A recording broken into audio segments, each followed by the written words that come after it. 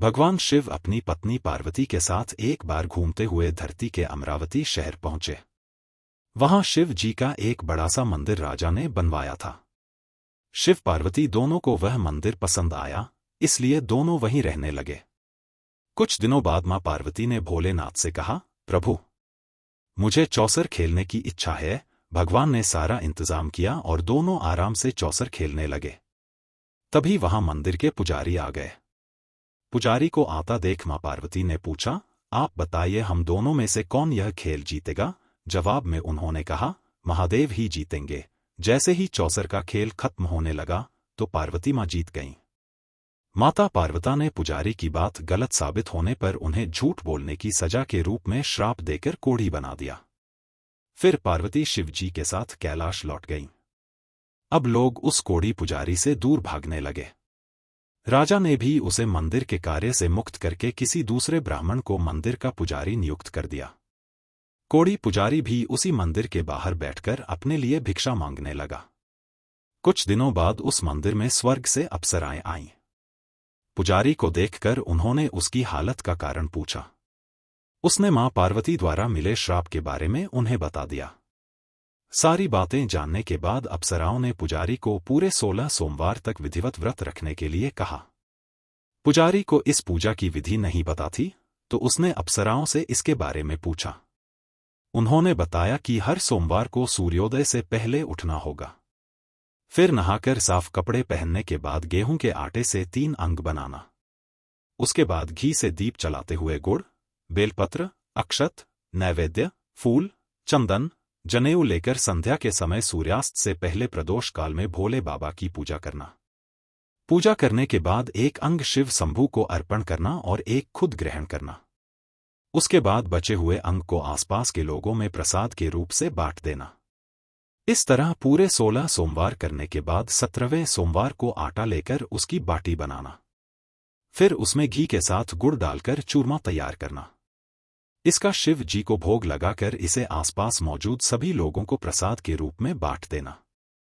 इस तरह से व्रत करने से भगवान शिव तुम पर प्रसन्न होकर कोढ़ की समस्या दूर कर देंगे। ये सारी बातें बताकर सभी अप्सराएं स्वर्ग लौट गईं। उनके लौटने के बाद पुजारी ने हर सोमवार को विधिवत व्रत और पूजन किया।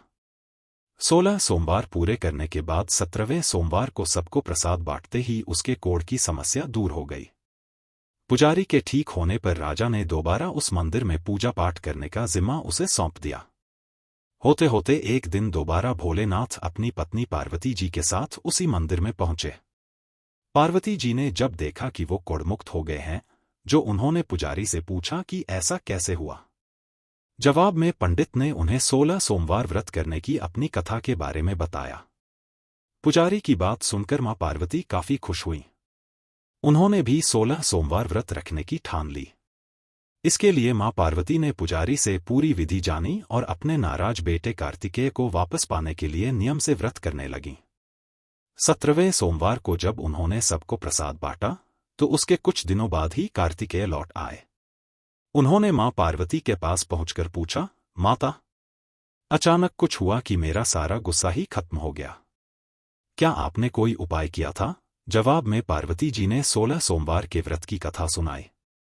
यह सुनकर कार्तिकेय को भी 16 सोमवार का व्रत करने का मन हुआ, क्योंकि वो अपने मित्र ब्रह्मदत्त के दूर जाने से दुखी थे। माता पार्वती से 16 सोमवार व्रत की विधि जानकर उन्होंने परदेस गए अपने दोस्त ब्रह्मदत्त की वापसी की मनोकामना के साथ व्रत शुरू किया। पूरे 16 सोमवार व्रत करने और उसके विधि विधान से समापन करने के कुछ ही दिन बाद कार्तिकेय का दोस्त लौट आया। वापस आने के बाद ब्रह्मदत्त ने कार्तिकेय से पूछा, आखिर ऐसा क्या किया तुमने कि मेरा मन बदल गया? मैं बिल्कुल भी वापस आना नहीं चाहता था, लेकिन एकदम तुम्हारा ख्याल आया और मैं लौट आया। कार्तिकेय ने भी अपने दोस्त ब्रह्मदत्त को 16 सोमवार व्रत की महिमा के बारे में बताया। इसके बारे में जानने के बाद ब्रह्मदत्त ने भी व्रत रखना शुरू कर दिया। व्रत खत्म होते ही वह अपने दोस्त कार्तिकेय से विदा लेकर यात्रा पर निकल गया। दूसरे नगर पहुंचते ही ब्रह्मदत्त को पता चला कि राजा हर्षवर्धन ने अपनी बेटी गुंजन के विवाह के लिए स्वयंवर रखा है। राजा की प्रतिज्ञा है कि उनकी हथिनी जिस भी लड़के के गले में माला डालेगी, वही उसकी बेटी से विवाह करेगा। उत्सुक होकर ब्राह्मण भी महल पहुंच गए। वहां कई सारे राजकुमार थे। उसी वक्त हथिनी ने अपने सूंड में माला उठाई और ब्रह्मादत्त के गले में डाल दी। राजा ने अपनी प्रतिज्ञा को पूरा करने के लिए ब्राह्मण ब्रह्मदत्त से अपनी बेटी का विवाह करवा दिया। शादी के बाद ब्राह्मण से उसकी पत्नी ने पूछा, आखिर आपने ऐसा कौन सा अच्छा कार्य किया था कि हथिनी ने सबको छोड़कर आपको मेरे लिए चुना? ब्रह्मादत्त ने उसे 16 सोमवार व्रत के बारे में बताया। राजकुमारी ने यह सब जानने के बाद अपने पति से विधि पूछकर व्रत करना शुरू कर दिया। व्रत के समापन के बाद उसे एक सुंदर सा बेटा हुआ, जिसका नाम गोपाल रखा गया। गोपाल जब बड़ा हुआ तो उसने अपनी मां से पूछा, आखिर मैं आपके ही घर पैदा क्यों हुआ? कौन सा शुभ कर्म आपने किया था? गोपाल को उसकी मां गुंजन ने 16 सोमवार व्रत कथा सुनाई। गोपाल ने भी शिव भगवान की महिमा जानने के बाद बड़े से राज्य को पाने की चाह में 16 सोमवार व्रत रखना शुरू कर दिया। व्रत पूरा होते ही एक दिन पास के ही राजा को गोपाल पसंद आ गया। उन्होंने अपनी बेटी मंगला से उसकी शादी करवा दी। कुछ ही दिनों बाद उस राजा का देहांत हो गया। अब गोपाल ही पूरा राज्य संभालने लगा। गोपाल ने भगवान शिव को धन्यवाद कहते हुए दोबारा 16 सोमवार का व्रत रखा। इसके समापन के दिन उसने अपनी पत्नी से सभी सामग्री पास के शिव मंदिर तक पहुंचने के लिए कहा। मंगला ने खुद जाने के बजाय पूजा की सामग्री कुछ सेवकों के हाथों मंदिर तक पहुंचा दी। उसी दौरान आकाशवाणी हुई, राजन, तुम्हारी पत्नी ने 16 सोमवार व्रत का आदर सम्मान नहीं किया। अब तुम उसे अपने महल से तुरंत निकाल दो, वरना तुम्हारा सब कुछ खत्म हो जाएगा। गोपाल ने अपनी पत्नी को अपना आदेश न मानने और भगवान शिव के अनादर के लिए महल से निकाल दिया। अब वह भूखी प्यासी दर-दर भटकने लगी। उसे जो भी सहारा देता, उसका सब कुछ चौपट हो जाता था। एक दिन उसने एक बुढ़िया की सूत की गठरी को छुआ तो सारा सूत हवा में उड़ गया। फिर उसे एक तेनाली ने रहने के लिए घर दिया तो उसके सारे तेल के मटके खुद ब खुद टूटने लगे। ऐसी मनहूसियत को देखते हुए हर किसी ने उसे अपने यहां से निकाल दिया। अब उसकी कोई मदद नहीं करता था। प्यास के मारे जब वो किसी नदी के पास पानी पीने के लिए पहुंचती तो वो नदी सूख जाती। फिर एक दिन वह जंगल में पेड़ के नीचे छांव पाने के लिए बैठी। उसी वक्त वह पेड़ सूख गया। देखते ही देखते सारे हरे भरे पेड़ सूखने लगे।